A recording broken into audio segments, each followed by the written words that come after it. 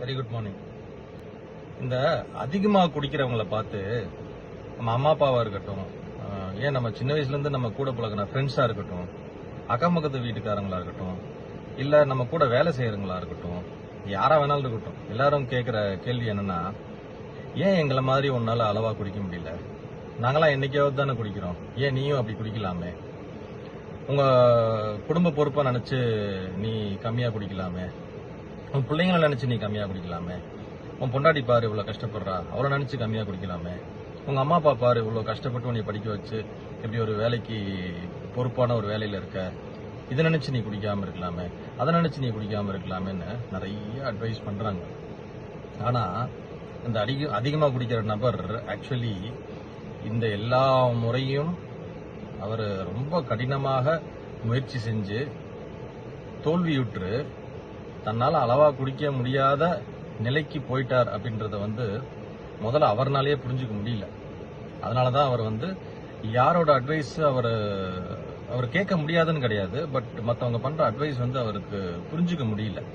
அவர் திரும்ப திரும்ப என்ன முயற்சிக்கிறாருன்னா, அளவா குடிக்கணும். இவங்கெல்லாம் சொல்ற மாதிரி நம்ம அளவா தானே குடிச்சோம், ஒரு காலத்துல அவரும் அளவா தான் குடிச்சிருந்தாரு. கண்டிப்பாக எடுத்த உடனே யாருனாலையும் ரொம்ப அதிகமாலாம் குடிக்கலாம் முடியாது. அப்படி குடிச்சிருந்தாங்கன்னா ஆரம்பத்திலேயே அவங்க குடிக்காம குடிய விட்டுருப்பாங்க. அவங்களுக்கு குடி வெறுத்து போயிருக்கு.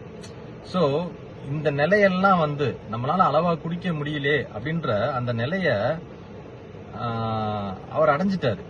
அதை புரிஞ்சுக்கிறதுக்கு முன்னாடியே அவர் அந்த நிலையை அடைஞ்சிட்டாரு. சோ ஒவ்வொரு முறையும் அவர் முயற்சி செய்யறது எப்பயாவது குடிச்சுக்கலாம், கம்மியா குடிச்சுக்கலாம், வீக்கெண்ட்ஸ் மட்டும் குடிச்சுக்கலாம், இல்ல வேலையை விட்டுட்டு வந்ததுக்கு அப்புறம் அளவா குடிச்சிட்டு நம்ம பாட்டுக்கு வீட்டுல பொண்டாட்டி பிள்ளைங்களோட சந்தோஷமா இருக்கலாம், நம்ம வேலையை பொறுப்பா பார்க்கலாம் அப்படின்னு நினைச்சுதான் அவர் முயற்சி செய்யறாரு. ஆனா அவர் ஒவ்வொரு முறையும் முயற்சி செய்யறப்ப அவரோட முயற்சி மட்டும் ஃபெயில் ஆகிறது இல்ல, அவரோட குடிக்கிற அளவும் ஜாஸ்தி ஆயிட்டே போகும், குடிக்கிற நேரங்களும் ஜாஸ்தி ஆயிட்டே போகும்.